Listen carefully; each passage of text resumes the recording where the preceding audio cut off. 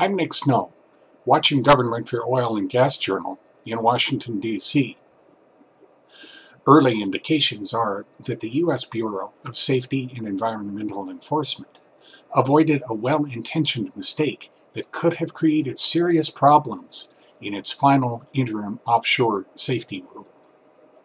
While our members are still reviewing the final rule, one of the key concerns of industry has been the quote, should, end quote, to quote, must, end quote, issue, which appears to have been addressed. National Ocean Industries Association President Randall B. Luthi said after BSEE released its new rule on August 16th. Luthi referred to incorporation by reference, the process by which government agencies adopt an industry's standard or practice as a regulation by turning a recommendation into a requirement. It's an effective approach for two main reasons. It draws on industry expertise, and it saves a federal, state, or local government agency time and money which would be spent duplicating work that has already been done. Where it nearly ran into trouble at BSEE was when the agency's proposed offshore safety rule apparently took a blanket approach to incorporation by reference. The proposal, which came out in October, said that if the word, quote, should, end quote, appears, it changes to, quote, must, end quote. Eric Melito, the American Petroleum Institute's Upstream and Industry Operations Director, said a day before BSEE released its final rule, that occurrence in about 80,000 cases could create problems, including some which pose greater risk.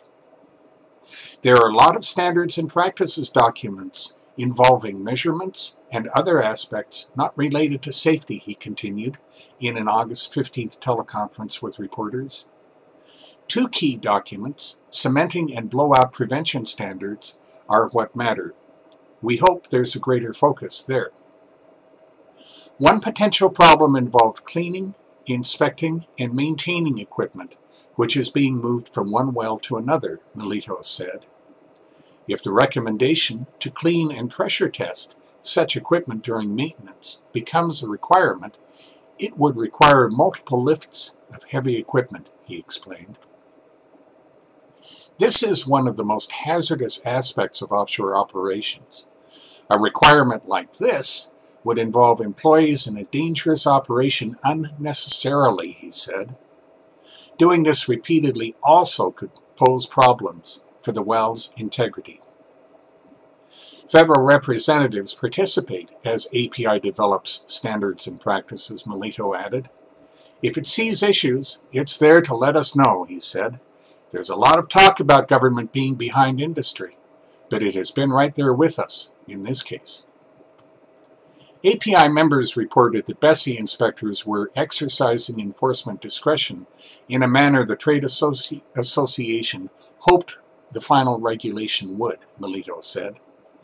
The final rule seemed to do just that, although API officials were still studying it on August 16th. That's Watching Government for this week. In Washington, I'm Nick Snow for Oil and Gas Journal.